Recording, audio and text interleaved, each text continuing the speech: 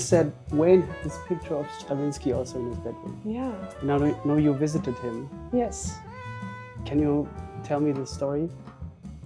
Yeah, in 2012 I played at the United Nations Assembly Hall at the International Jazz Day 2012. Terri Lyne Carrington, she managed to get me in for that night, and then when I found out I was going to play with Wayne, it was of course very petrifying and beautiful at the same time. And then we played this one song, India. It was actually with Zakir Hussain. Yeah, who just died. Yeah. I saw this a few days ago. You guys sounded amazing together. But I was feeling like I can really, I can't imagine how it is to play with Wayne, but I can imagine how exciting this must have been for you. Yeah, it was very surreal, and in the same time so real, because he was so open and so easy to communicate with, actually.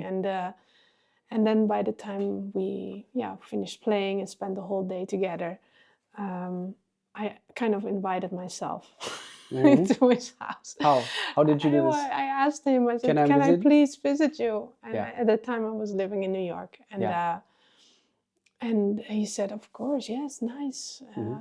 And Carolina, his wife, also said, oh, Wayne loves to have young people around, so come. And so I flew to LA and stayed there for 3 days. But Carolina picked me up from the airport. From the hotel, actually. You stayed with them at their place? No, I booked a hotel. And then I came over. She picked me up from the hotel. And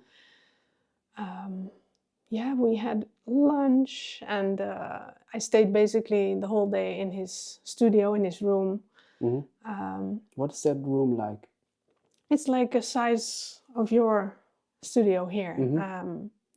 Not super big, but spacious. And all his Grammys were there. And I heard later on that he actually collected a lot of these fantasy figures, like huge and small ones. It was not yet full with those things, but already he had a lot of these fantasy figures.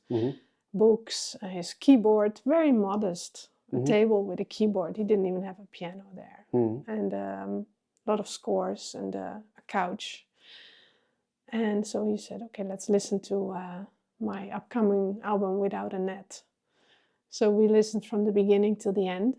And it was fantastic because he was illustrating every, a lot of musical sections and passages with like imaginational, remarks like, do you see those people walking by? Or, oh, there's the spaceship. Or there. Yeah, it was fantastic. And and then he said, okay, let's watch some movies. So, and we talked a lot about reading books, he said. He asked me a lot of questions like, do you read enough? You have to read a lot of books. And so, what did you answer? What were you reading back then? Well, at that time I was actually reading, I think, a lot of biographies of musicians, but also I was very much into spiritual books. And him as being part of SGI. And I told him that I did that for a while. And so I wanted to talk with him about that. But that I mentioned that I actually stopped being part of the community of the SGI, and I started just mindfulness meditation. Yeah. And so we talked a lot about that.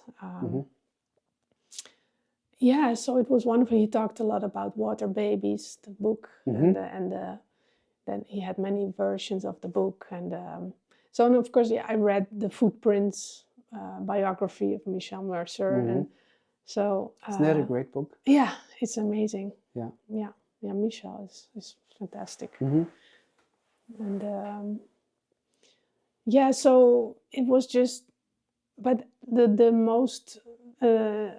the thing I really took out of it is that he was such a real human being, you know, with all his emotions and feelings, and how he conquered all these tragedies that he encountered, and he talked a lot about that actually as well. He said like pain is not infinite, you know, it will pass, and talked a lot about the Without a Net album and the title. He just came up with the title, so that was great. Like, okay, you should not depend on anything. It wasn't out yet. It was just the master that you listened to. Yeah. Was he also? I'm always curious. Like, was he also not satisfied with things? I mean, did he talk about the struggle in the music sometimes as well, or? No, he didn't. He I think I never met somebody who was so enlightened, actually. You know, he was like a little boy. Everything was magic, and every little thing was just a mystery, and and not a mystery, but like a miracle.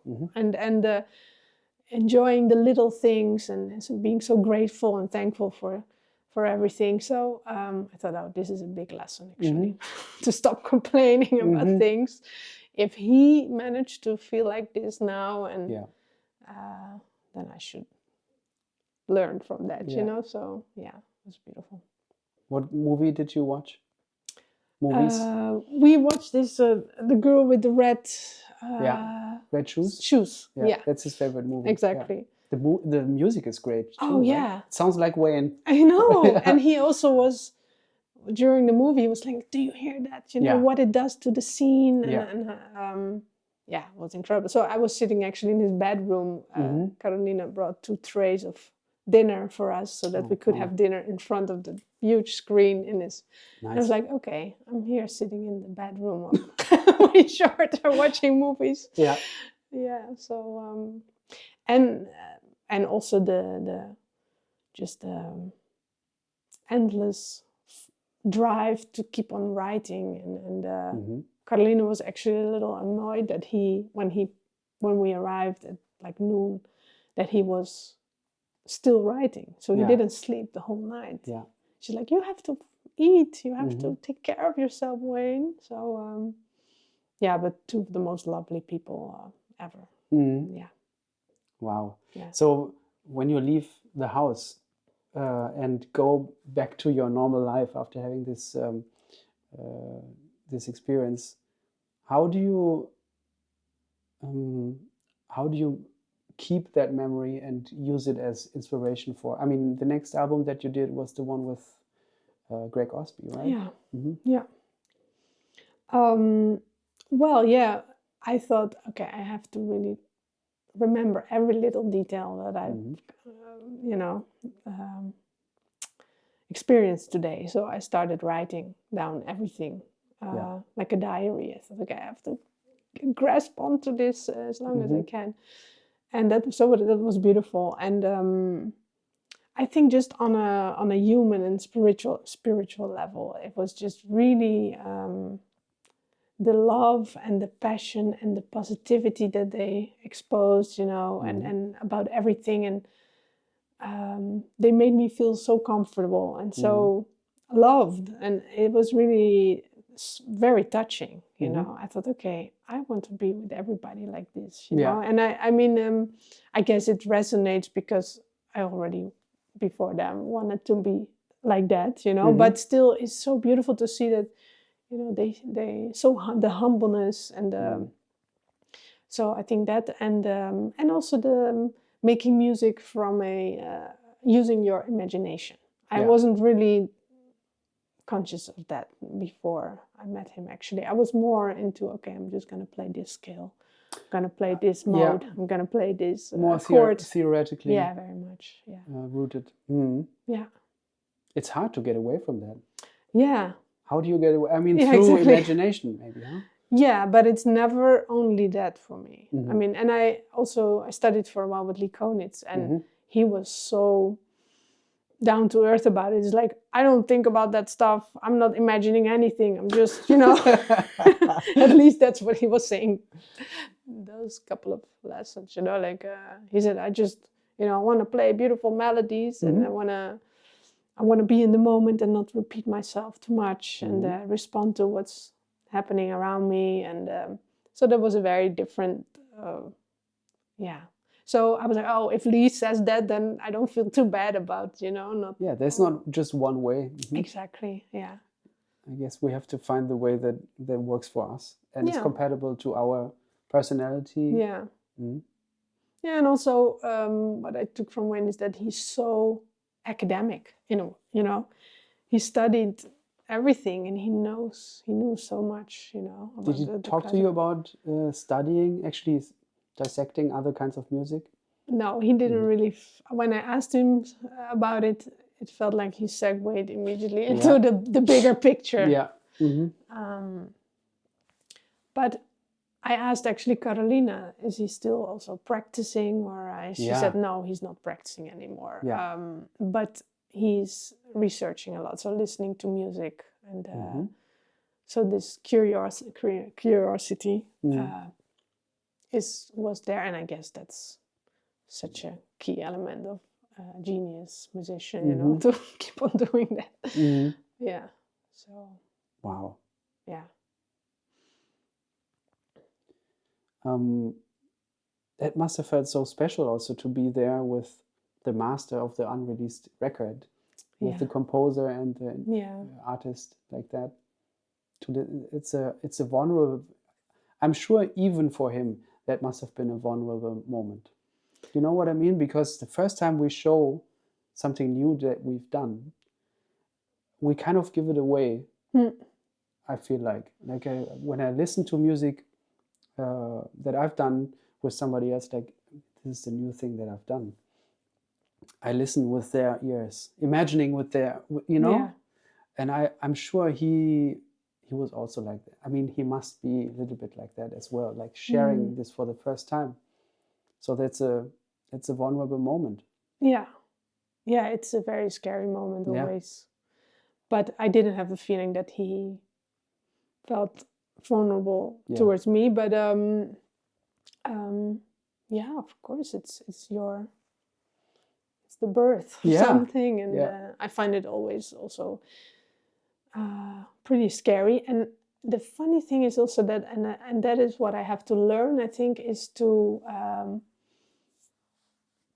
send it or play it to the people who I really, you know, sometimes what I would do in the past, I would play my music to people who maybe musically are on a very different path. So they would be like, I know, I mean, it's wow, it's not getting easier what you're doing. Or my mother, I mean, she loves every note I produce, I guess. But yeah, it is, of course, you know, for some people, you move away maybe from the more, you know, the things that you did comfortably for many years or something. So I'm learning to just keep it to play for a very select group of people. So because who's that? Who is that? Well, my husband, for example, and he's very honest, you know. He's a pianist, and he knows me so well. But even for him, I find it scary in a way. But I like to send it to people from who I know that they will also support my the journey, you know, and who will be like, okay, I can hear where you're going or where you want to go, because I used to be a bit sadistic, you know, to myself, like, okay, let's play to the people who really, really need to like what I do. Yeah. And I wouldn't maybe already know up front that they actually maybe wouldn't like it, you know. And then I would feel so like, oh yeah.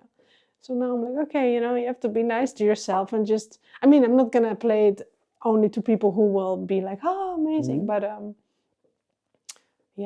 Thank you for checking out this episode. If you enjoy these conversations, please consider joining me on patreon.com/pabloheld. My Patreon community helps me to pay for the running costs of this podcast and to develop it further into the future. There's 2 ways to join me there. The interview tier will give you access to lots of behind-the-scenes content. And also you get every episode before everybody else gets, so that's early access to episodes. The other option is the music lessons tier, which will give you everything from the interviews tier, plus 2 video lessons on different topics each month. Lead sheets, so whenever I transcribe a new song, you'll get it first. You'll be invited to listening sessions and much more. So these are 2 options for you to join me there. By doing that, you will be helping me to continue this podcast. So thank you, and let's get back to the episode. There's a different kind of releasing the music. We release it to the world on Bandcamp or streaming or whatever, on CD. But then there's also that conscious effort to send it to somebody who means a lot to you. Yeah. I do that as well, like to certain friends, but also like certain musicians that I don't get to play with so often, but they mean a lot to me. And sometimes I send them, just to keep them in the loop. Sometimes I don't even think they will listen to it, but just to make the effort to give something back also. But then when you sometimes get a reply with some things to think about, it's always brings you further, I think. Yeah, totally. Yeah. Yeah, I mean, it's for me only actually a learning experience, the recording and the listening back. And every time you record, you're already, actually before you release it, you're like, okay, the lessons are these. I'm going to try to incorporate them into the next. Once we release it, we still might be satisfied a little bit, but we also know what we won't do again. Yeah. Or, Yeah, so it's so crucial to record. Yeah. And I haven't recorded yearly in the past 10, also because maybe because of my motherhood and but it was always every 2-3 years. But I want to do it more. I want to actually force myself to just yeah. But how do you get more comfortable with that? Because for me it's sometimes like every time I think I know what I'm going into it, and I think I know what works for me with headphones and with, do I need a little monitor or do I need to be in the same room? How did you get more comfortable with seeing what works for you, just from the technical side? Oh, I'm so not technical. I am really the worst. I just want to. We've been in the studio together. You didn't seem.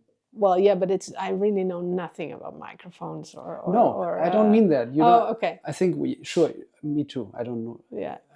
I should know more, but just the thing about what you need on your monitor, on your headphones, and where you like to stand. Do you like to be in this? Like, what are your preferences there?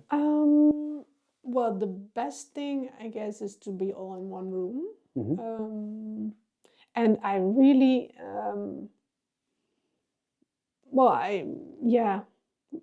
because you mentioned the technical things, like I need some, on my headphones, some reverb. Yeah. And I mean, I know I can hear well if I need more highs, lows, mids, or stuff like that. And that's actually as far as it goes. But I need to just be in a state of, okay, I'm just kind of doing a concert, but and I want to give everything and all of my energy. But in the past, I would get so excited that I would listen back. I was like, oh, you could have just kept it a little bit more, So I'm still struggling with that sometimes. That I have these moments where I'm more like, okay, keep it cool, Tineke, and just, this is going to be recorded and there forever.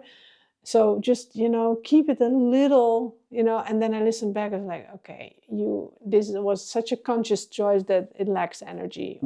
So I'm still trying to find my way in that. But usually I just do one take. I don't, the more takes, I do the I don't know, it doesn't get much better. So first or second takes, I mean, it depends on the complexity of the music. Yeah. Yeah. Yeah, but it was also when I learned a lot from recording in New York with Terri Lyne or with you know, with Matt Mitchell and Dan Wise and Osby and in what way? Because coming from the Netherlands and playing most of the time with my teachers at the conservatory, I always wanted to ask people for recordings who were, in my perception, so much better, and so, you know, where I could like you know, learn from and be inspired with, and be slightly petrified. That was always important for me, to be kind of a bit impressed and like that always makes me play better somehow. But because in the Netherlands I was doing that a lot, I always had a little bit this attitude of like, oh, thank you so much for playing. So, and there was much more a vibe of, okay, let's decide together. It's your band, but let's decide together how we're gonna, you know, play the form, or who's gonna solo where, or if we need another take. I mean, I'm not saying that I was completely, you know, not having a very strong opinion or not expressing it, but it was much more of a collaborative kind of vibe. And then when I was living in New York, or I came back to this, I mean, I was always moving back and forth between New York and Holland. But when in the studio with these New York musicians, I would actually really hire them to be in the studio with me. And then after that, start touring or something like that. I just, after a take, I would be like, okay, what do you think? Should we take another? You know, or and they were like, I mean, come on, it's your album. Yeah. Tell us what to do, and we'll do it. You know, and it was very healthy for me, very good, because it forced me much more to become conscious of, okay, what do I want, and if I didn't like something, that I expressed that. You know, I was a little scared of that before, recording a lot in New York. So it was very healthy for me to put myself in that situation. Yeah, it's always nice also to see studio pros. I feel like to witness them and see how quickly they make decisions. Quickly how quickly they get settled. Yeah, it's nice to see. I think we notice when somebody has been in the studio quite often. Yeah, it really makes an impression on me, because I feel like sometimes there was a period in my life where maybe I recorded more or was in the studio more, and I've kind of felt like maybe now I know what I want and what I need. But then a few years passed and was like, shit, I'm freaking out. I don't know what to do. I don't know what to put on, you know. In which context was that, or with who? I mean, at the time where I was recording more was when I also did more sideman projects and was hired to be on albums. And since I've been more focusing on my own things, I kind of just do that and a few select sideman projects. And then also, maybe it also had to do with, I was recording a lot in the same studio in Munich with the Pirouette Records team, you know, Jason Seitzer and the studio, and the great studio that they have. But after I wasn't on that label anymore, I kind of wanted to try as many studios as possible. And I think now it helps to talk about it. I realized maybe that's the thing. I've tried out so many studios and engineers, which was a great learning experience, but actually that's the reason. Now I'm realizing, because it felt like I'm doing a new thing each time, which I did, you know. Yeah. And so basically I'm saying I haven't found the one method for me. No, me neither. No, but what I do know is that it's the collaboration with the engineer is so important. So you don't want somebody who imposes his or her ideas too strongly, but it's very convenient if somebody has actually some musical ears and can, you know. But so that's important. But I just feel I really remember the very first time I recorded when I was 18 or something like that, and it was as if it was the event of the century for me, you know, like now it needs to be perfect and stuff, and I loosened up so much through the years. I'm not actually I don't feel nervous in the studio or something. And in fact, that's not going to help anything, you know, to just feel nervous about it. Yeah. How did you record the last album that you did, Aria? Was it all in one room? It was also in Osnabrück, right? Yeah, it was. Robert Landvorm was in one room, and then Tristan Renfro in another room. Actually, we were all separated. Ah, okay. I see. Yeah, I don't know. Like that felt the right thing at the moment. Also with Ben Monder in a separate room. Was he in the same room as his amplifier? Exactly. Yeah. So I think that was one of the reasons maybe why we had to separate, because that was pretty substantial. The sound. Yeah. And how was the experience of recording this album? I really like it. Oh, thank you. Thank you. Yeah, it was great. I recorded.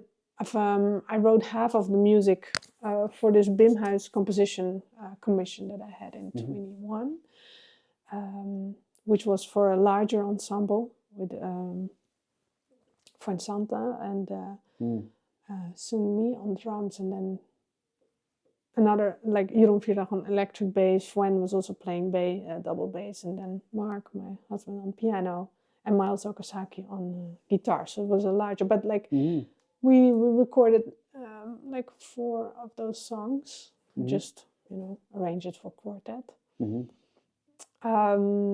Yeah, it was exciting, and the rest I really, as I always do, really write for the musicians who are going to play it. So so that was in a way funny, because we recorded music that I didn't intentionally write for this quartet, but it somehow really worked.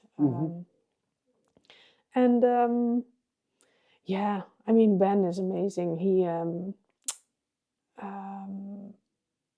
He's so, you know, dedicated, serious during a recording. And yeah, it was surprising that he used a lot of distortion, for example, which for me, like Miles Okazaki, who played the music, he didn't use that much. So that was, of course, for me, like, oh wow, this is a different sound, you know. And never in the world would I have thought that I would record with that kind of orchestration or you know, textures.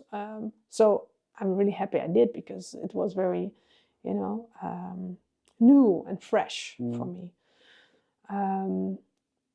No, it went well. We did 2 days, and then actually, because a lot of the music was really very true composed or longer, kind longer of forms. And we only rehearsed 1 day. I had some rehearsals with Ben over Zoom, you know, talking through the music.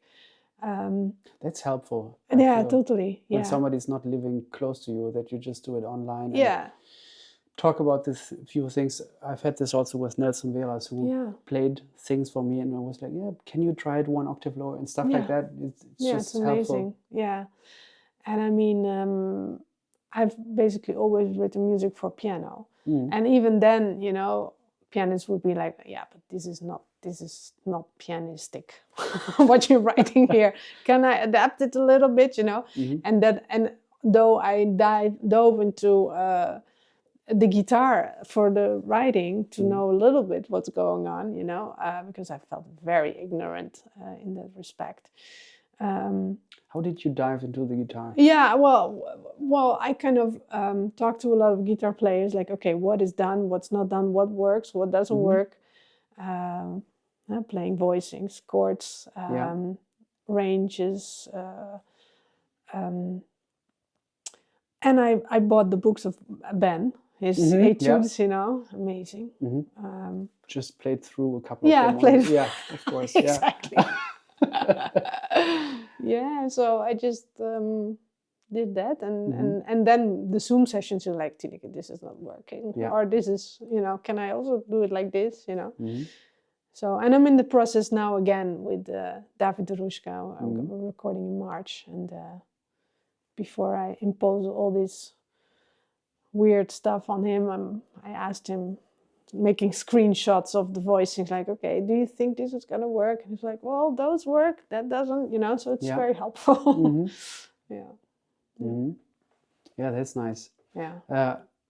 Actually, yeah, I was interested in that because I'm a huge Ben Monder fan, but the way you utilized him in his album was, in a way, I felt different from his own music. Yeah. I was curious, like, Ben is playing on Tineke's album. How would this sound, Yeah. I really like how it sounds. But also I was curious because we choose people based on how we've heard them, Yeah. And then we think of possibilities of how we could approach music together. Yeah.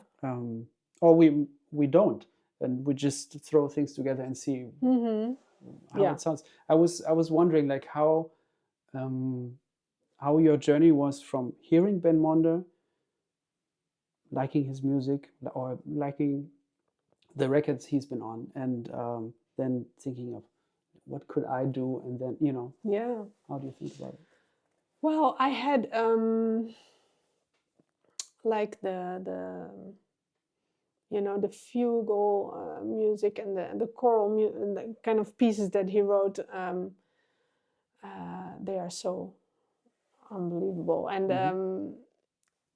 I feel so like such a beginner with this material, in the sense that writing it for guitar, and so I just basically, at some point I thought, okay, I've been diving now into this music, but I'm also gonna try to just let it go and write like my own stuff. So, but as I said, like half of it was not written for Ben, it was for Miles, So, but it didn't feel that it was alien to him or something, because he plays with a lot of the same people, or is surrounded in that scene. So, he makes everything work really well. But maybe the rhythm section wise, it was also maybe different from what he's used to. So, but I think actually that search of like, okay, how are we going to make this work, is also what makes it interesting. You know, everybody's like, okay, maybe I have to look at this in a different way, or I have to, Robert and Tristan also, like, even when they first start playing together, they were like, okay, we have to find a way, we have to get to know each other, and I think it worked out really beautifully, but their languages, were so different, and so maybe not the easiest or the most logical choice at first hand, but it was worth it. Yeah, it was worth it. Yeah, and the search and the well, as Wayne said, seeking comfort kills the spirit. It's a nice line. Okay, maybe some friction or some, how am I going to make this work? And talking about it, we've had nice conversations actually with Ben and Tristan and Robert at the on the train. Like, okay, how do you actually? What do you need when we play together, or how do you think of the roles in our band, and that was actually really beautiful to explore that.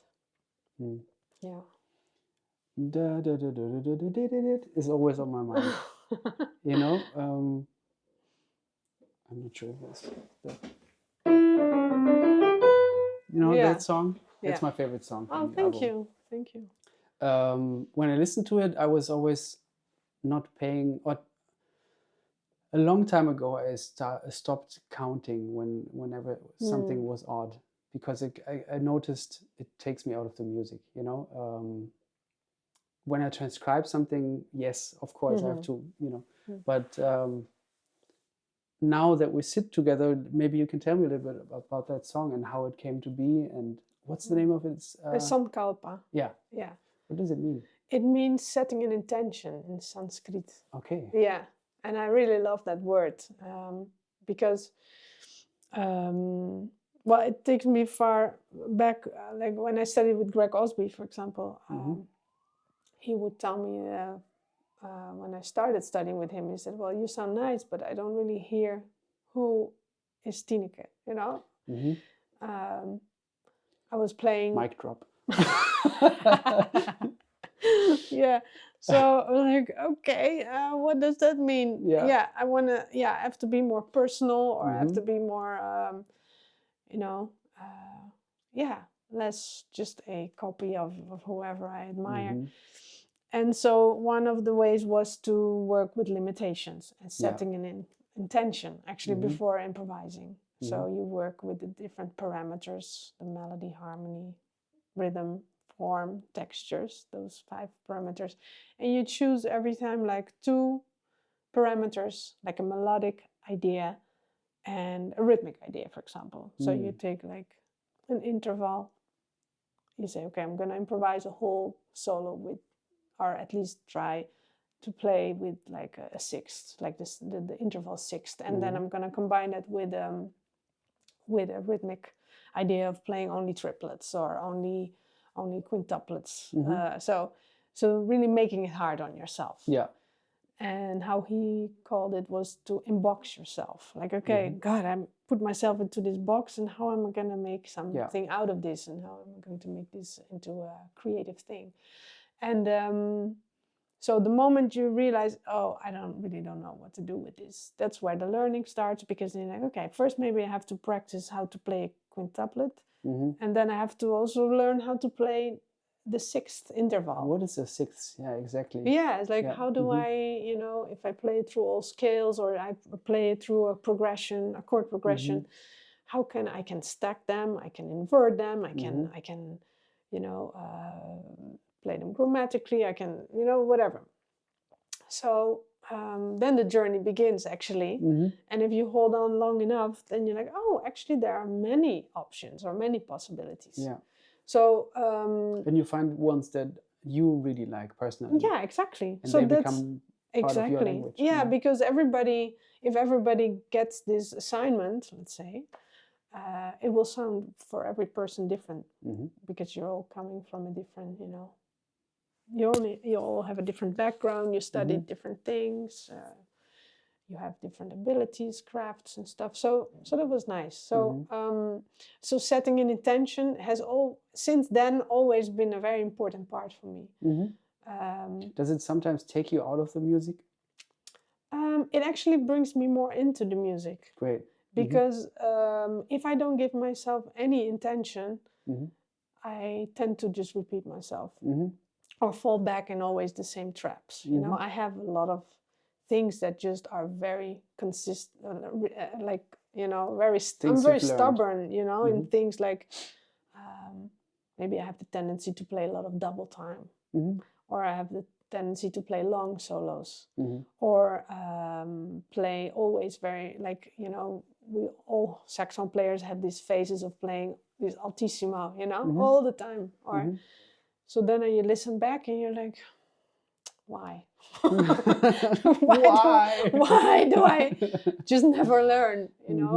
Because so it's just really, I don't know if you have it, but it's just certain things, they don't work really well for you, but you just keep on doing them. So for me, it really helps to just give myself some sort of a direction. Like, okay, I have been playing a lot of altissimo and I'm definitely not an expert in altissimo, but so let's just play for like a whole week in the low register and let's make that sound great, and or let's delete all the double time and just leave a lot of space and stuff like that. It's so simple, but it's actually the hardest thing. Yeah, I have to do these things as well. Yeah. Well, yeah. Always. Yeah. I think of them as mind games. Yeah, so exactly. Sometimes I also tell myself I can only play fourths. Yeah. Yeah. Or I have two hands, but they're actually one hand. So whatever. Yeah. I kind of have to do, things like that put me outside of my comfort zone box. Yeah. But put me in a different kind of box. Mm-hmm. But usually I find like it's a way for me to be more in the moment, like you say. But it's only a thing that I have to do quickly to be at the moment again, because like usually I feel like stuck, and then I do it while I'm playing with others, and then it kind of I'm paying more attention then, and then I can be with the others again, Yeah. where before I couldn't because I was stuck in this one thing. Right. Yeah. It's just really I'm a little obsessive with recording myself. So yeah, I noticed you've recorded every gig that we played. Right? Mm-hmm. Yeah. So and I want to actually stop doing it for a while because. But you always listen to it also. I always listen to it. And same. I'm like, okay, well, you've been listening to yourself now all these years. But it's so helpful. Yeah. But sometimes I'm like, okay, but certain things just keep on being very persistent. So why do you actually? But it helped me in a way to just become more confident. Like, okay, it doesn't sound so bad actually, But on the other hand, I just really don't trust my instincts that much after recording. I'm like, okay, if it felt great, then I listen back and I'm like, well, you were too loose, or you could have kind of, kept it a little more intentional or something like that. Or and when I feel like really not well about it, then I'm like, hey, wow, you were actually very uncomfortable, and that was. The searching aspect was actually really cool, and you were playing less on the automatic pilot. So, yeah, it's really hard to. Well, that's actually again something from Osby that I learned. He said you have to stop micro-criticizing yourself because you were in the moment. You tried your best. If you would have known that you should have taken another musical decision, you would have done it, but you didn't, and you were there and you gave it all, and so that's it. So that's beautiful, but it takes a lot of years to. So he suggested macro criticizing yourself, or not, Yeah, or not. Yeah, but it also helped me actually during recording to not think, okay, I have to play the most perfect solo or something like that, takes away the pressure a bit. Do you know this feeling while recording? Oh shit, I think this is the take. Oh shit, don't mess it up. Don't mess it up. Do you know this feeling? Yeah. Sometimes we notice that it's actually happening. Yeah. And then already like the noticing part of that moment already takes you out of the moment. Yeah. But it's like, let's stay in the moment. Let's stay in the moment. Please. Yeah. Oh. But also the scary. Yeah. What I wanted to say was what I want to say. Well, I don't remember. It'll come back. But the Sankalpa song was actually, so it's funny because actually for that song the intention was to play something very square, like really with like some repetitive fast notes, and something that was not sounding like it was a different meter. So actually I first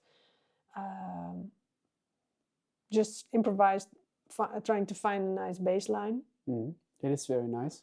You found it. Thank you. And then... But what does the bass line do? I mean, how do you think about that bass line? Because it's very specific and it does things all the time. Yeah, so there are kind of two things, like wider intervals and repetitive notes. So you have yeah. So that's repetition and a wide interval. Yeah. And so, like a bit of a. So what I do a lot talking about imagination is to imagine certain musicians who I admire, or. So yeah, and then I just improvised with those same parameters actually. Was there a musician attached to that bass line? that you thought? Because now I just mentioned it. Yeah, I don't really remember. Like now, it's like all the influences that you have are so blurred into one big thing that. Yeah, I don't actually know for that song, but actually it was not, because I wrote it kind of later. I wrote it out thinking, oh, this is kind of like 9. I didn't even think about a meter. So the meter came actually, as you say, when you start transcribing something, you're like, you're like, and that also helped me a lot, because in the like, let's say, until the album The Traveler, I think, yeah, I wrote everything on the piano. Traveler is the one with Jerry. Yeah, yeah. So I would just sit behind the piano and try to write melodies and or chord progressions. Always recording and then listening back and trying to write another layer over it or something like that. But then I was like, okay, but you feel much more comfortable on the horn. Why don't you write with the saxophone? So I started writing exclusively with the saxophone. So using GarageBand and just starting to improvise it's always like an exercise, or a starting point of these parameters I work with. And then, then I just felt so much freer. And through that, I came up with way different forms or different bass lines. Stuff like Sankalpa, I would never really play that on the piano because I'm not playing the piano that well. So it also kind of opened up my compositions, writing actually with the saxophone. Yeah. What I like about this song also is like the amount of space that the melody has.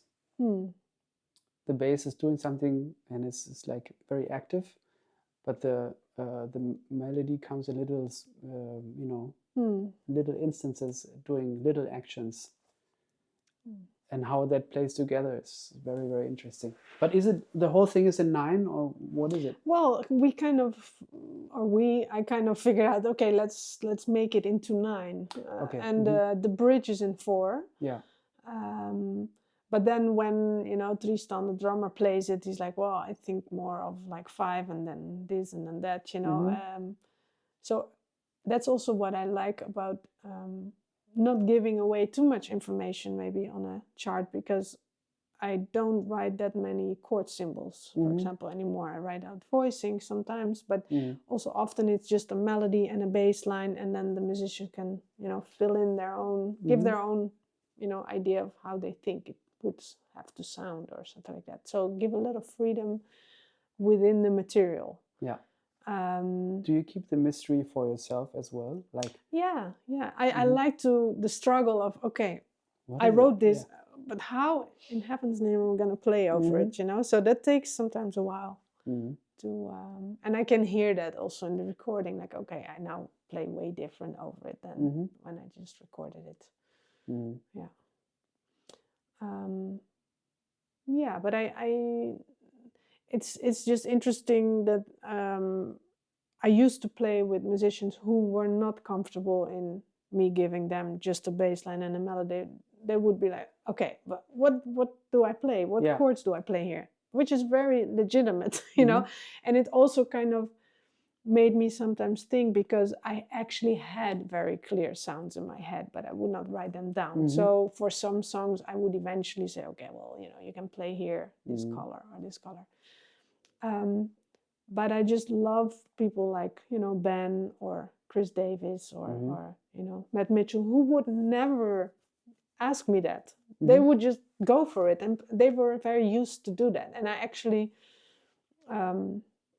took those concepts also from them, like Ralph Alessi. They never wondered actually, or they wondered maybe, but they were just, they took the material and they had some sort of a ability to make it their own,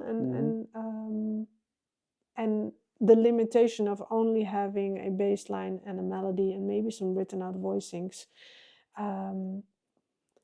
That's also directly a exercise in limitation. Okay, how can I only work with this chords, or only with this bass line or this melody, and what does it vertically like actually, you know, tells me. And I also heard like Andrew Hill, for example, he would have charts with not much information maybe, and then would rehearse and then take it at the night before the recording or the gig away, so that people wouldn't have time to actually figure out for themselves, okay, this is like a C minor chord maybe, and then because that kind of immediately, you know, puts you in, okay, when I see C minor, this is what I do. And so actually it's very specific what you're giving the musicians to the material to play with, so you actually force them in a way to really work with the material. And on the other hand, if they are able to stand above it and kind of don't feel the need to kind of always maybe outline everything. Because I remember one gig I did after the recording of Sonic Halo, Greg and Matt Mitchell and Linda O and Dan Weiss. And then we recorded it, and then we played at North Sea Jazz. I just became a mother, and it was 2014. It was like after 5 months, and we started playing. It was a big hall, and I thought, okay, well, music is clear. We have these songs, and they just tore it apart from the first second. And that was also a really good lesson. You're like, oh wow! I mean, yeah, you can play exactly what's written, but you can also just say, I'm gonna, you know, abandon it. And within, of course, the skeleton of the music. And the beauty of it was that everybody was so alert, because if that's the starting point, then you really have to communicate, you know, and you have to be able to show also the leadership, like, okay, I'm taking you all here, but I also have the responsibility to bring you back to there in a very logical way, or a very apparent way, so that everybody feels like, okay. And that's what I also really thought that was impressive about the Wayne Shorter Quartet. And when I first heard them, I was like, okay, these are not like, this is not a trio, you know, comping a Wayne. These are four individuals who are a collective, and everybody can start anything, anywhere, at any moment. And that was so new for me, you know? So do you remember when you first heard them? Yeah, it was at North Sea Jazz. Oh, you heard them live before you heard the album? Yeah. Okay. I think it was like 2010 or something like that, 11. Okay. And I really, I had no clue. Yeah. What was going on. Yeah. I like that feeling. Yeah. I also still remember how my friend Gerrit showed this to me. I think in 2003 or something. Before I was studying, he showed me the album. Footprints Live. Footprints, yeah. And I thought I knew Footprints, but I didn't. And all the other songs on there, some of them I had heard before, but it was so far away from what I could grasp for me. But I loved that feeling. Because sometimes music gets, or musicians get a little bit like, they can get arrogant in their complexity. You know what I mean? Sometimes, like, we leave you out on purpose. Like, you know? Yeah. And I felt a level of complexity and openness and freeness that invites me in.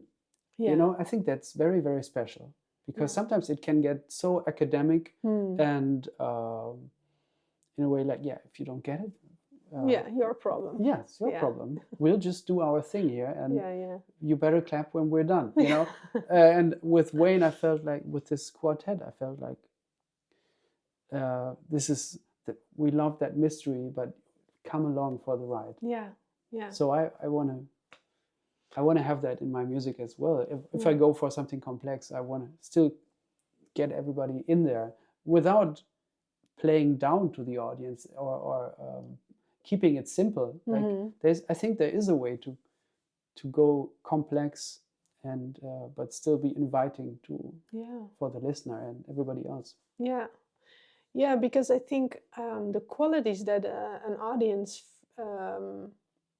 hear of or the aspects of us performing, meaning the interaction, the where I'm throwing something in and you're responding to it, or everybody equally taking the responsibility to tell the story together, or balance each other or support each other, taking the risks, going for the adventure. A lot of people are, of course, very blown away by that, because maybe that's something in daily life that doesn't, is not always there, or it can be also a hopeful thing, like, wow, they're really going for it, and they're willing to be vulnerable and to explore different paths, or all those things. So I think if an audience can feel that, and in the same time feel that you are there, pouring your heart out, or being very emotional, or trying to bring in the beauty, into the world through your music or something like that, then that goes beyond the complexity. So I always love it when people say, well, I didn't understand anything of it, but I really enjoyed it. Yeah. So that's actually really nice, That's a compliment, I think. Yeah. Because I still have always a little bit in the back of my mind, coming from really like a bebop, hard bop, background. Also my parents, my mother listened a lot to a more traditional jazz, and my father also listening to Headhunters, or Herbie Hancock, but also like Bob James, or David Sanborn, but also Miles and Cannibal Adderley. That was the music they were listening to. So that's kind of so ingrained in my system. So when I, more and more, move away maybe sometimes from that in my own group, there's still sometimes in the back of my mind, like, oh my God, the audience, like, are they gonna, enjoy this? And then I'm really surprised that they actually, they were like, wow, that was beautiful. And so, but it's funny that sometimes I still have to kind of, ground into the musical choices that I love. But it's funny. It's like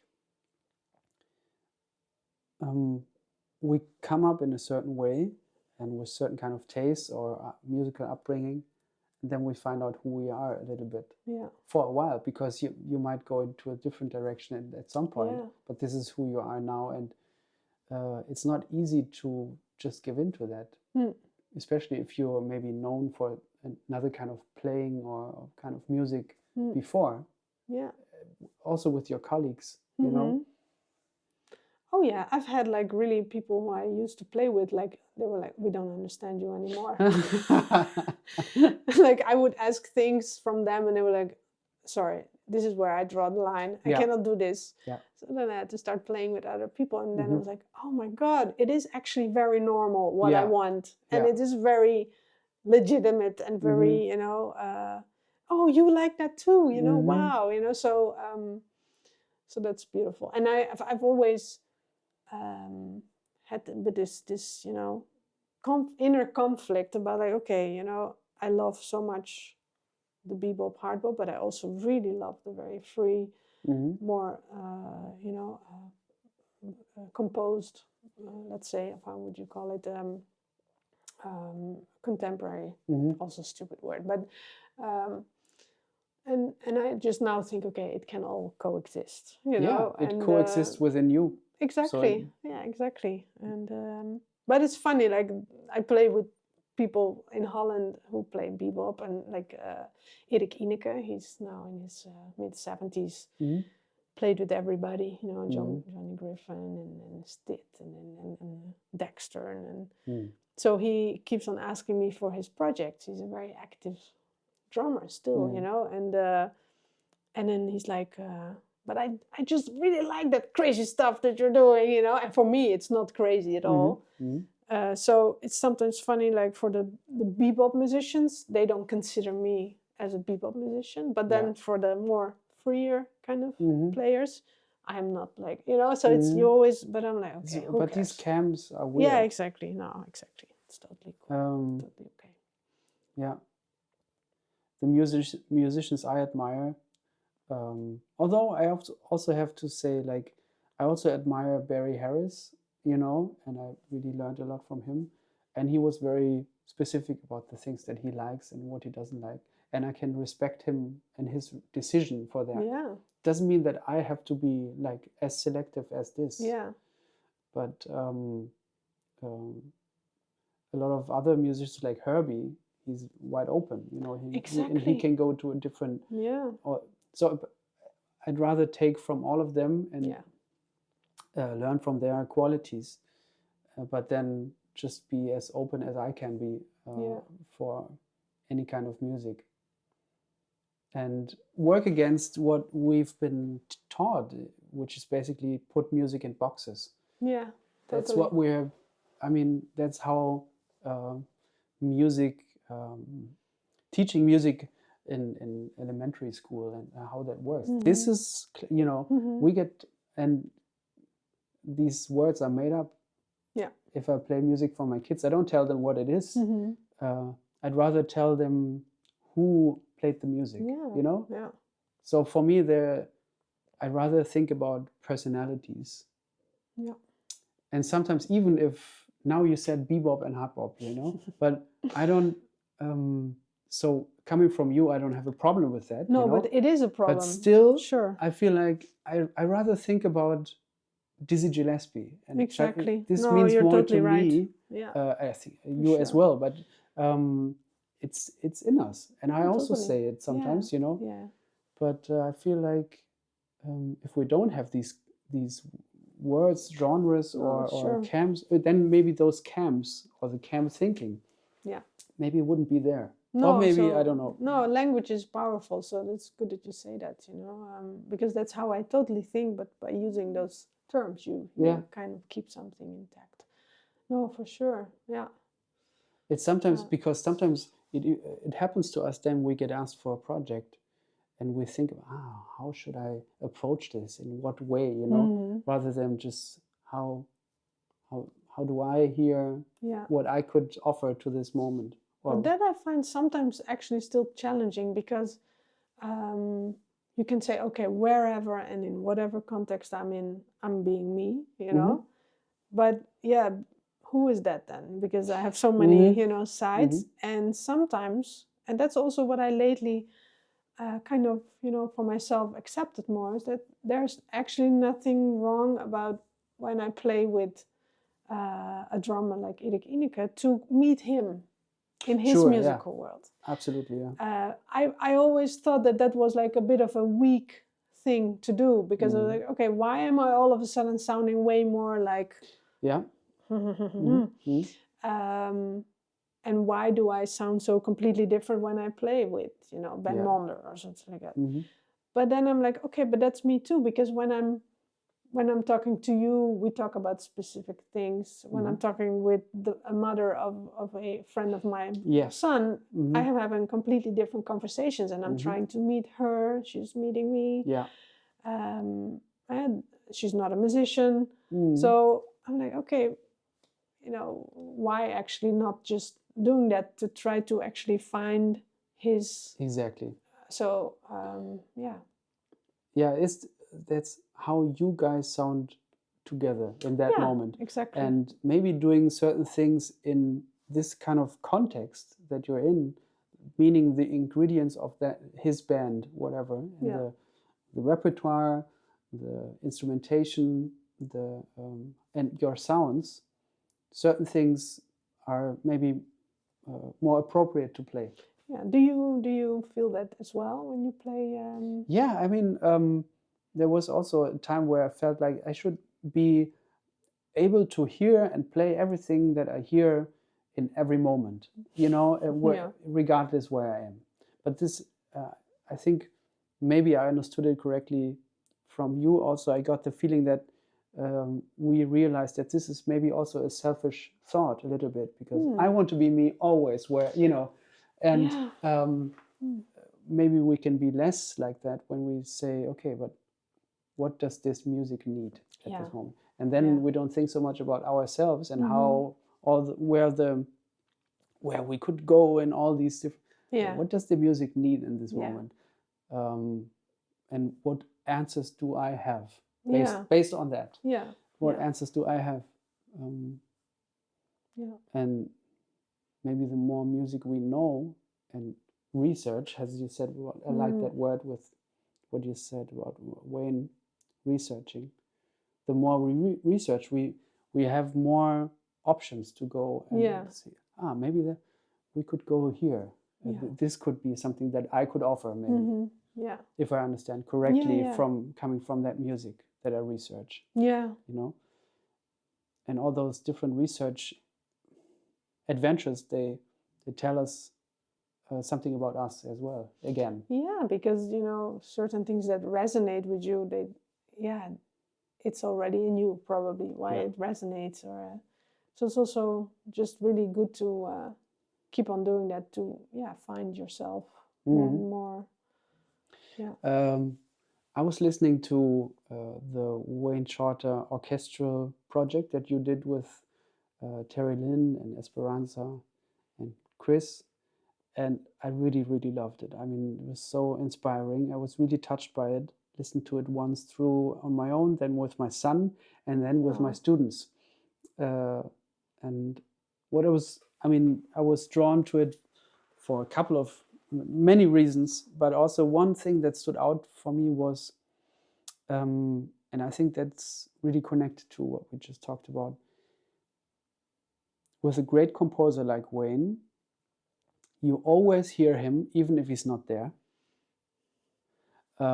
But his music is also so, you played orchestral stuff. There's so many notes that is set, but there's so much openness in that you guys could express yourselves with your own creativity and personalities within that music. And it never sounded to me like, I wish I would hear this with his quartet now and with him, because it was, although I heard him, he was there all the time. But you guys could express yourselves and be yourselves in that, and it gave us another kind of perspective on the music. Yeah, thank you. Yeah, I think the big thing that was hanging above all of us was the love we had for him, and the you know, how impressive the music is, and how deep and how touching, and so that kind of, you know, you feel like you're kind of channeling something in a way, which is easy to do in a sense in this context of beauty. You know, the music is so beautiful and so deep, and so there's so much variation, and so, you know, the harmonies, the melodies. So it kind of went nearly by itself. And I think what he, what I also said about meeting him in his house was that the love that I felt he had for humanity and for the music and for life, for people, that was so much resonating in this orchestra. And also Clark Rundle, the conductor, he worked very closely with Wayne for many years. So he was able to explain a lot about the process. Esperanza was able to talk a lot about like all the inside details of a specific passage in the music, or what he meant with it. And so yeah, it was super inspiring. I mean, I think one of the most inspiring things I ever got to play. And yeah, there's a lot of space. And also, for example, the part of Iphigenia, the opera, Wayne didn't write himself in it. There was no saxophone. So Clark was like, in the pre-production and the discussions we had about the music, he said, okay, Tineke, you are not probably going to play on Iphigenia because there's no saxophone. And then actually we were rehearsing, and then they started playing that song, and I said, Clark, maybe I can actually, you know, and Esperanza was like, oh yeah, do it, just join, you know. So yeah, I could give my own interpretation of it, or adding some things to it. And it was an amazing opportunity, of course. And also just the work before the project was beautiful, to be at home and to just listen how did you prepare? Yeah, because I only got for most pieces a reduction score for piano. So I only had that. Yeah. Please send it to me. Yeah, so no chords, no chord symbols, nothing. No.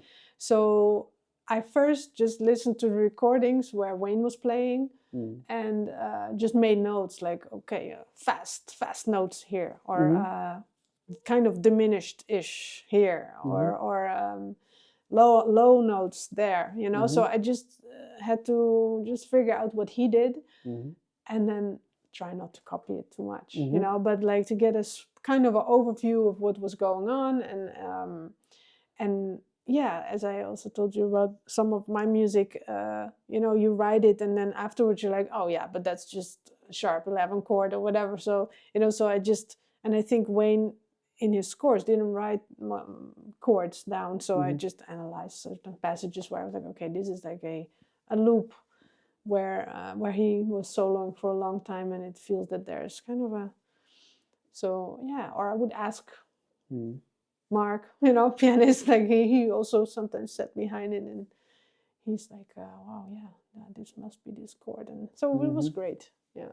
And we're actually thinking of yeah, you're doing it again, right? Well, hopefully, yeah. It's still kind of in the air, but I talked to Clark, and I also found this, what's the name again? Well, he wrote a piece for clarinet and orchestra. What's the name of it? Well, I'll come up with it later. But and they released, actually, they published the reduction score of it. So we're thinking of actually recording the reduction score. So wow. In duo with Mark. So great. Yeah, so that's exciting. Sherwood Sonata. Sherwood Sonata, and it's played by a soprano player from Paris, and teacher from the Conservatory of Paris, classical. He does an incredible job. So it's very challenging, but yeah, no, but it's just beyond any imagination how he was able to write all this music, and he most of the time didn't even use a piano for it. He would just sit behind his table and just write like this whole symphony. Yeah, like yeah. No, so that was amazing, and it was also nice to be in the process together with Kris. Because certain things were so obviously in a certain color or chord. And the thing I really always admire about Wayne is that it never sounds predictable, you know, even when he plays, like also in the past when he would play a Coltrane Changes, or he would play over a blues, like every line was just fresh, you know. You never felt like, oh, there is the blues scale, or oh, now he's motivically developed. I mean, everything was very clear to me. Like, it's interesting how... Never sounded like a book concept. Never. No, exactly. But it was all there behind it, you know. So we would be like, okay, this is clearly a diminished chord, but we're not going to play diminished. Let's force ourselves to not play the diminished sound there, you know, because it was just too obvious. He would not have liked that, you know. So, yeah. What I thought about that now, it's like Terri Lyne and Esperanza both have had their share of experience with Wayne, playing with Wayne and that group also. But you and Kris, you came in rather fresh, you know, in comparison. So did you ask them a lot of questions about approaching that music, or the level of freedom, or whatever? Well, I was very because I knew that Esperanza was so close with Wayne, writing the opera together. So I was in the beginning very careful, like, Esperanza, if you think I'm playing too much, when I'm overplaying, please tell me, and she was like, you just do whatever you want, So there was nothing nice invitation. There was nothing, never one moment where she was trying to, like, bring me in a certain direction or something like that. I think she knows that I'm a bit obsessed with Wayne, and that also Terri Lyne, she at some point she said, Tineke, you have to stop listening to Wayne because this is getting out of hand. Like, I became this really, like she said, sometimes I just cannot hear if you play one note. If it, it sounds so much like Wayne. You have to just, find your own way. And so I think they knew that I'm so much into it that, they kind of, maybe accept. Like they asked me for that reason. Like, okay, we have somebody here who is kind of familiar with Wayne's sound. I think that's the more positive way of thinking about it. Because I like people like Wallace Roney or Ben Solomon, people who have understood one artist in a way that maybe no other person has, so that shows a level of dedication and research and love, most and foremost love. And I think that shows in the music. And again, if we listen in boxes, like Wayne or Miles, that can be, for some people, can also be a box. He plays like Miles. Like, when I hear you, I hear the love for Wayne, but I don't hear somebody who, even when you're playing Wayne's part in his, I don't hear you copying Wayne at all. I hear you, of course, I know you, but also I hear you and your love for, and that's what separates you and everybody who goes this special route of really going deep with an artist, from the clones, who just say, I can do what Wayne did here now, like. I've always been very conscious of not trying.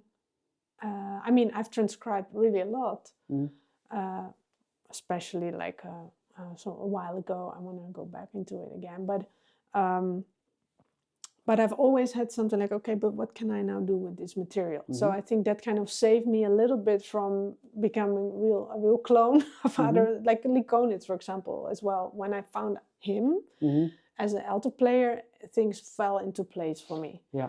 Because when I was younger, I started with Cannibal Adderley when I was 14, 15, transcribing him and playing along with him all the time. And like, I bought these 2 albums.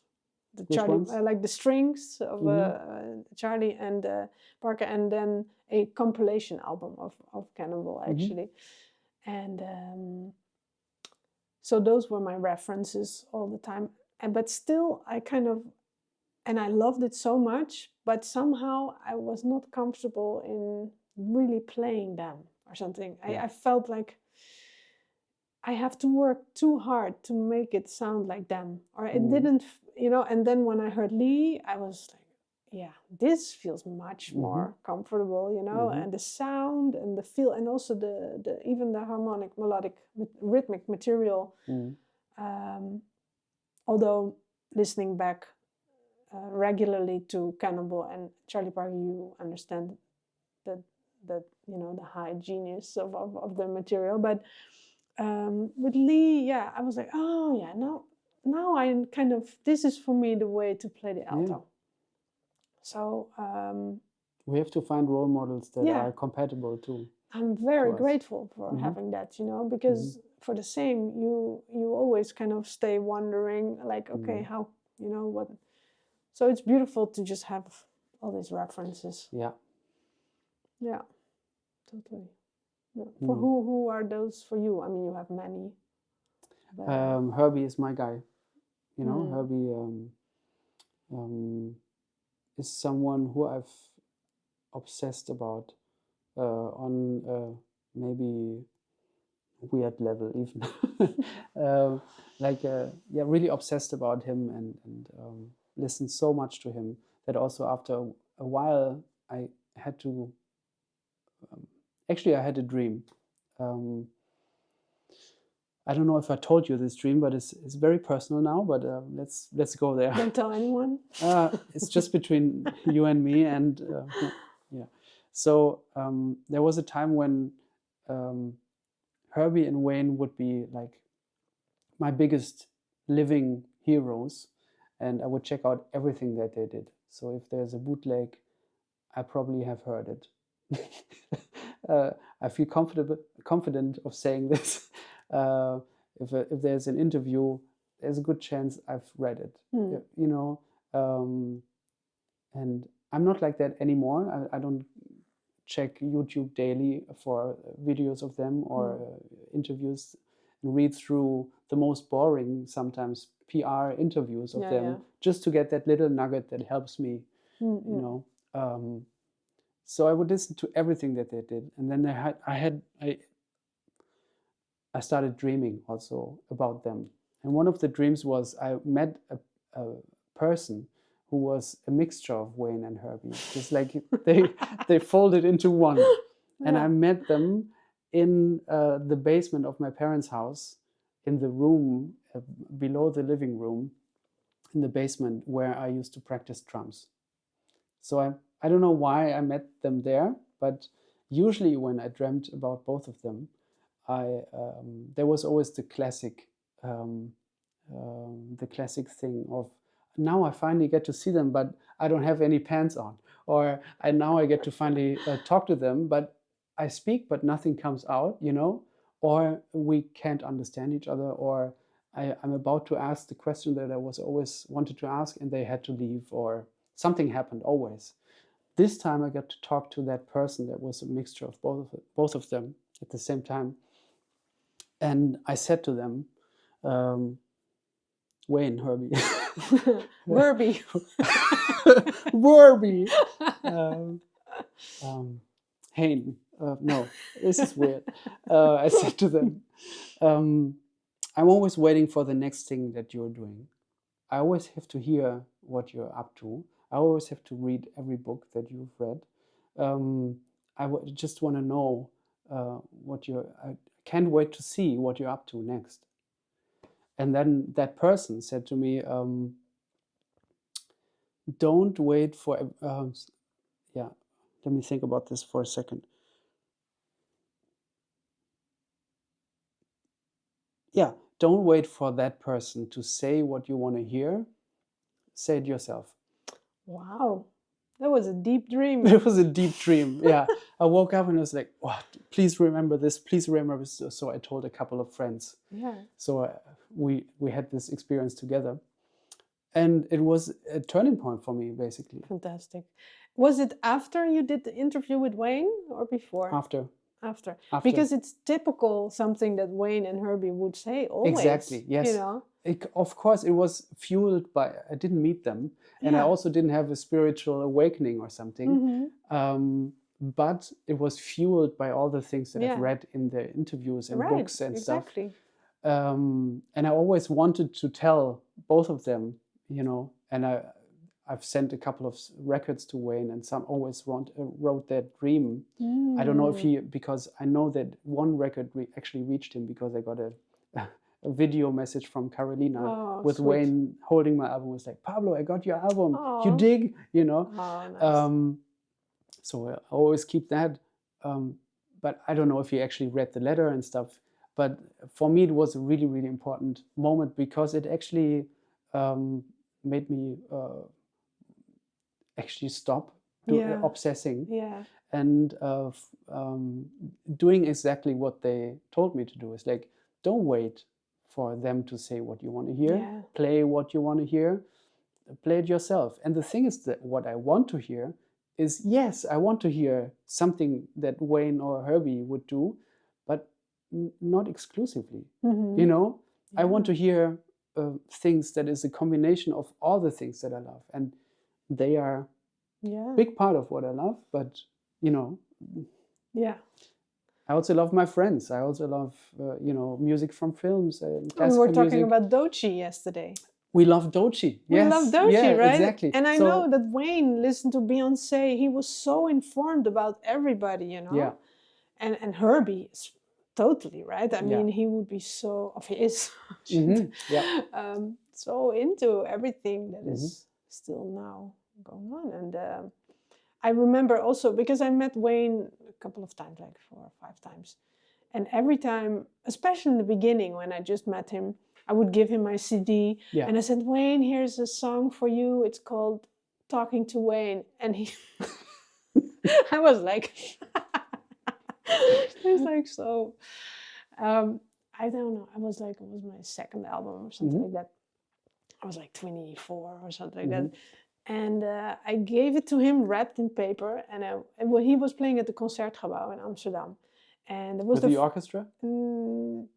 Yeah, he was. I have the bootleg. Oh, really? It's incredible. It was so amazing. That's incredible, yes. Yeah. So Paul Power, the Dutch engineer, maybe you know him, he said, Tineke, I'll get you to the backstage and you can say hi to him, you know. And he was sitting like the master, you know, in this big chair. And there was a big line of people. Everybody wanted to say hi. He was tired. And so I said, Mr. Shorter, here's my CD and there's a song for you. And he said, I'm not opening it because you want to see my reaction to your... He's like, you know, I used to go to the movies and I would watch all the faces of the people, like how they were responding to the scenes, you know. And I'm not, you want to see my reaction, right? I was like, it was right in touching everything, you know, because I was proud, you know, that I had this song for him, you know, and the same things, like when I met him in his house, that I was talking so passionately about Terri Lyne Carrington because I was playing with her for like 10 years or something like that. And he was like, oh, Terri Lyne Carrington, you like her, right? I told this to Terri Lyne as well. She was laughing. So he was always about, you know, don't hang on to, you know, don't cling on to things you think you are, or that all of a sudden this is your identity, you know, you love Wayne Shorter, or you like Terri Lyne Carrington, like there's something else as well, you know. So he always had that edgy kind of, he would always say something that just would put you right back into the place, like, okay, I have to go back and do my homework, or I have to read more books, or I have to, you know. So also when I said to him, so I'm not chanting anymore, but I'm doing now a mindfulness meditation, he was like, oh, you're spiritually shopping around, aren't you? So it was really funny. But it's really healthy, you know, to because we cling on to a lot of stuff. Yeah, ideas about ourselves. Yeah, and I also notice now, I'm 46, and you know, you have to kind of keep on, you know, evaluating, like, who am I and what am I going to do the rest of my life? I'm not anymore this upcoming, you know, I'm kind of now, people consider me a little bit in Holland, like, established, you know, you've done a lot of records and you're teaching in the schools, and like all of a sudden you're part of this bit of the older, and I'm like, oh gosh, but I don't feel like that at all, you know, and but it's so healthy. I think growing old is also a very, first of all, very big blessing, you know, to, you know, we have the big gift that we can live and do our things. I mean, how amazing is that? But also that, you, the more and more you cannot cling on to anything. I remember when I got, like, in my early 20s, you know, it went really fast, you know. Like I had these record deals, and like, it sounds all really funny, but you know, that was 2003. So I would, there would be, you know, it was a record label, and they would tell me, okay, we want to record 5 albums, but you would pay for everything. Woo! I mean, those days are over, you know, and then I got a lot of, like, awards and you know, recognition and stuff. But I was so not ready for it, you know. I was just a baby, and I didn't develop my musicality actually so much. I mean, it was okay, but you know, it would have been healthier maybe, looking back, to just struggle a little more in the beginning. But in the same time, I never allowed myself to lean back. But still, you do a little bit, you know. And then you're like, okay, well, this is comfortable, and it's happening, you know. And you take things for granted, you know.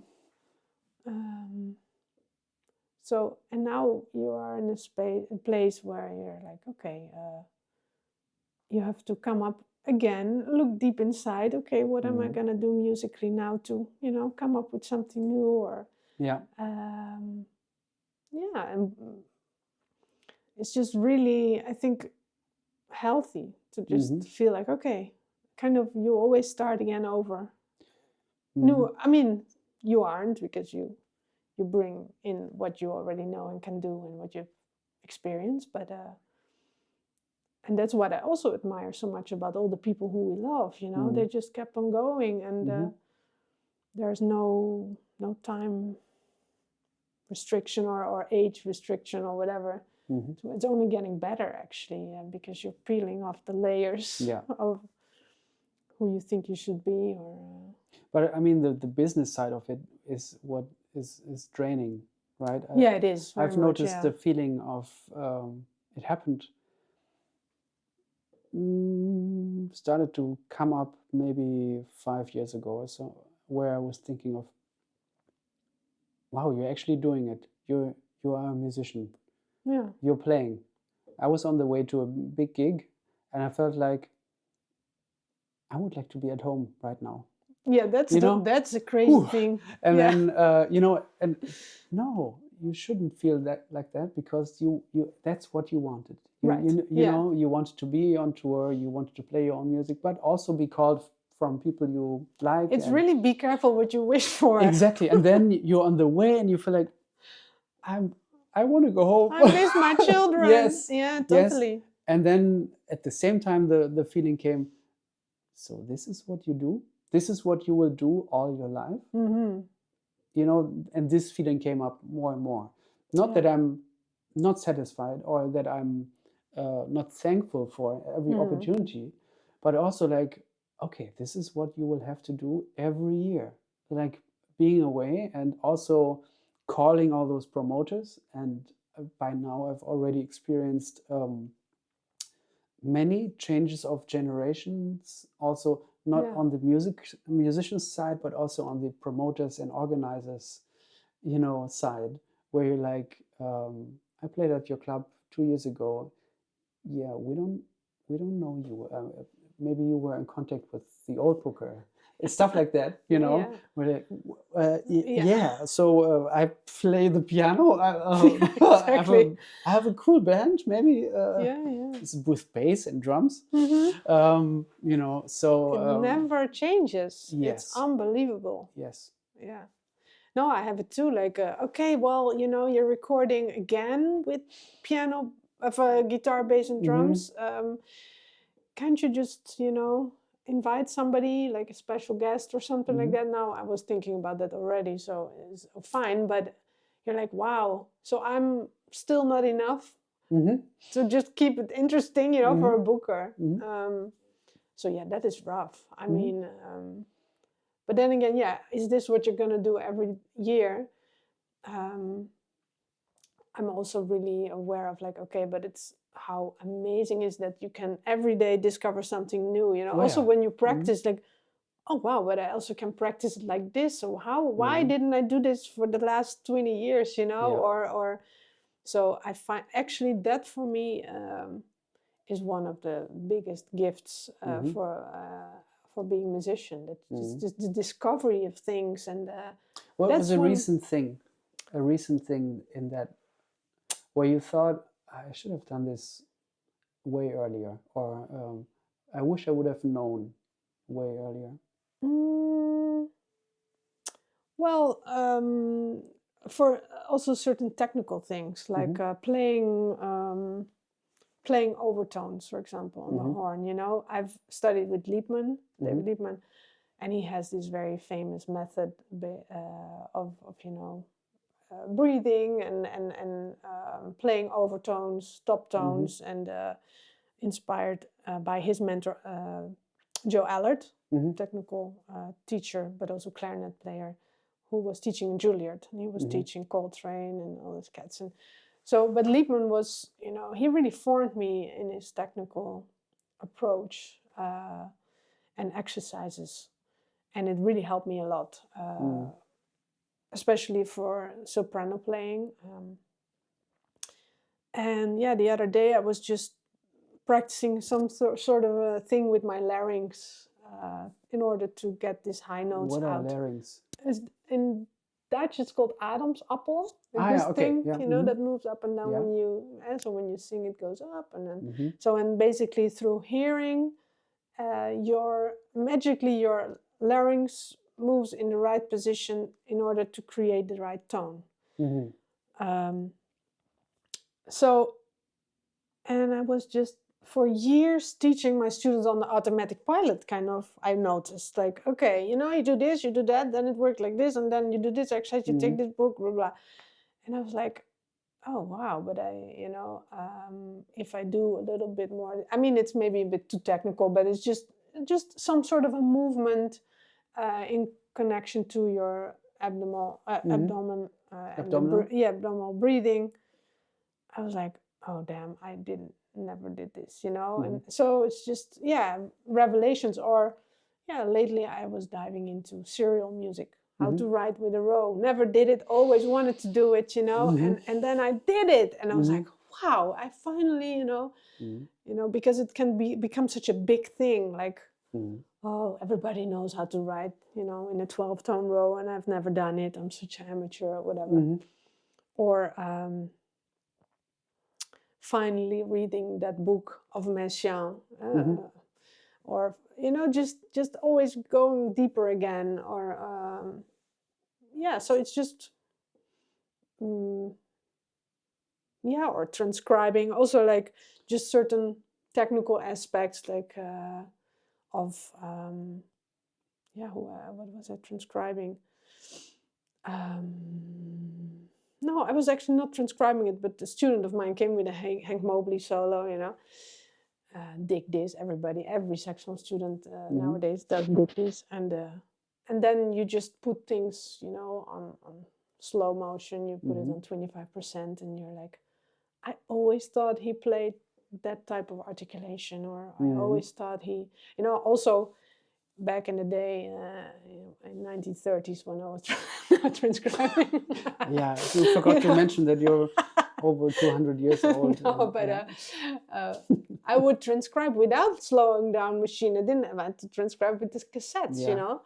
And then you're listening back now, and you put it into transcribe, and you just realize that certain notes were not the notes that you, you know. But somehow, when you transcribe and you write it down too quickly, you stop listening or something like that. And you're like, okay, I figured out this transcription.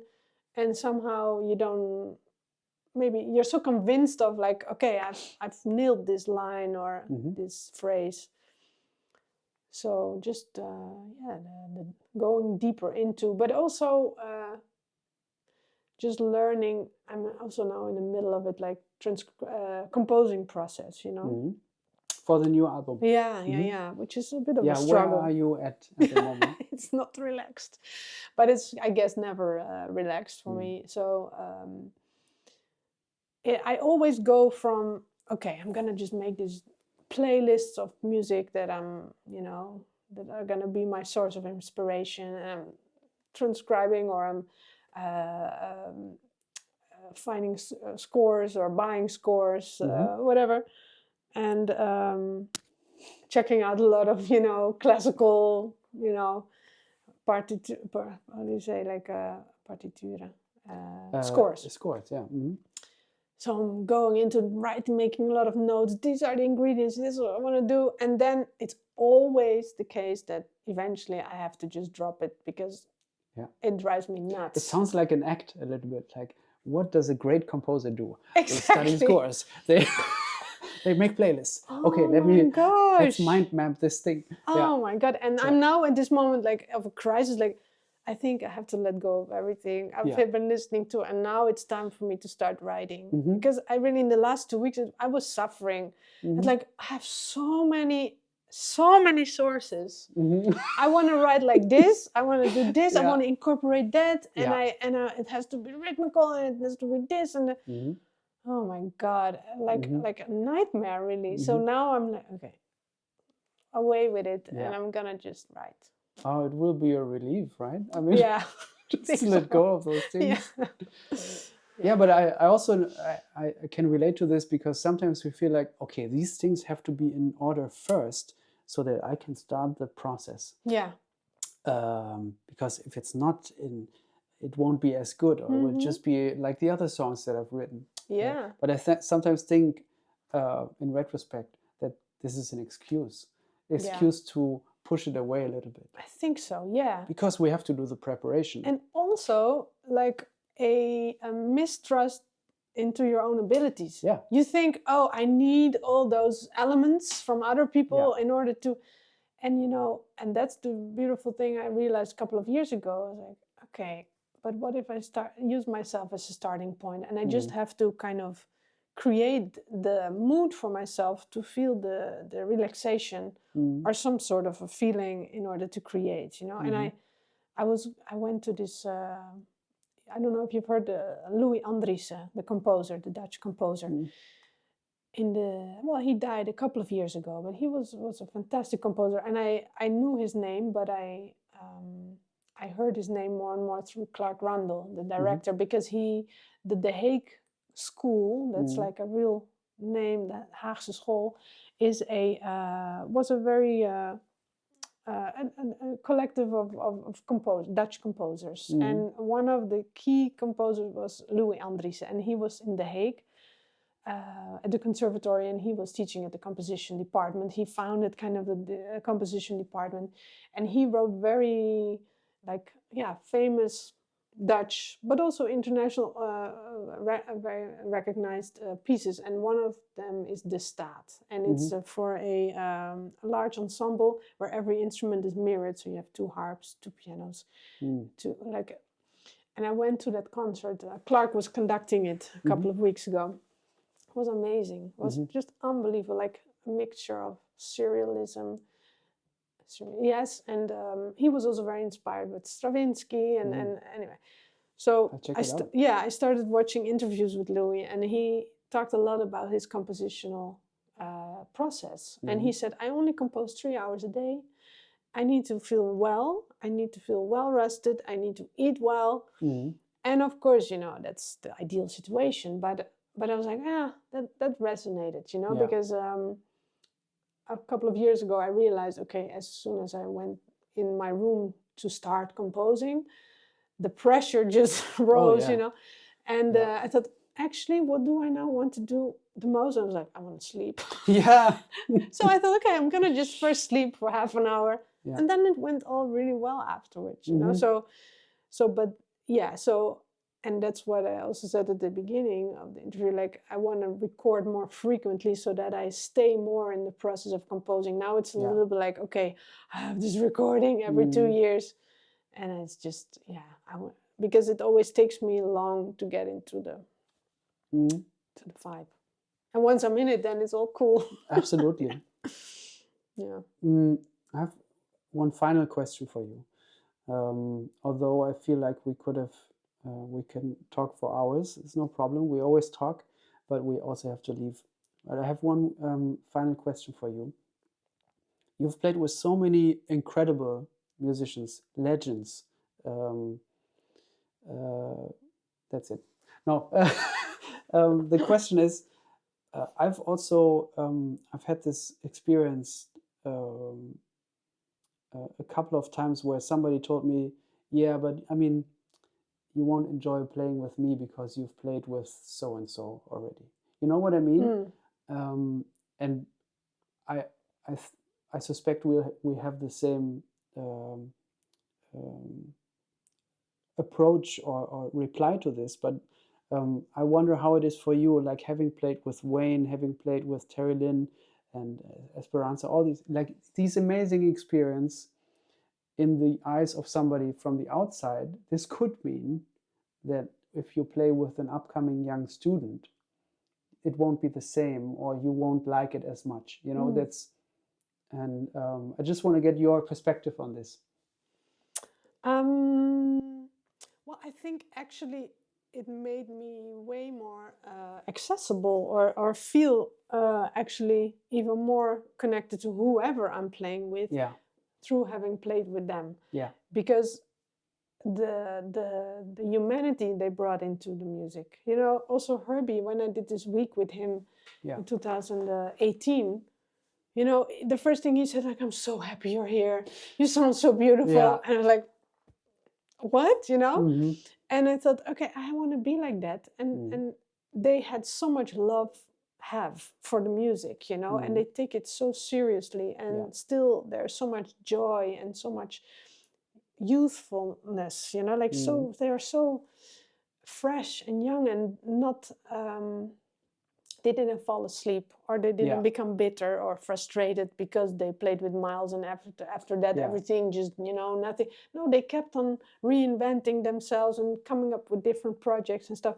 So that was such a huge lesson.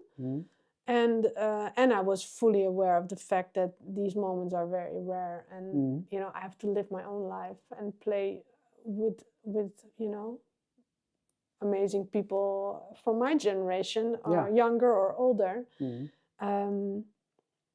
because also everybody gives you something else.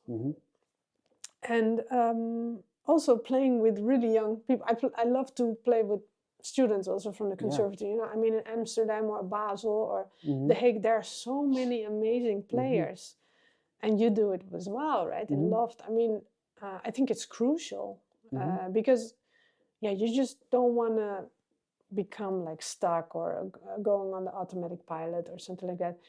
And I'm just so fully aware of that. These were very temporarily, like, how do you limited, say, limited experience, you know, like. Yeah, well, I think that's beautiful that you see it this way, because I think that's having that perspective of them, of these legends treating you this way, just shows us that they're not comparing you to Miles or whatever. No. They're just trying to have the connection with you at that moment. Yeah, exactly. And then that's the only thing that matters, right? Exactly, the human connection. And also when I, you know, play with Alphonso Johnson, that same project with with Herbie at the Kennedy Center, you know, playing the music of Weather Report with Alphonso Johnson and Alex Acuna, you would think these guys, they, you know, you are there as a young girl from, young anyway.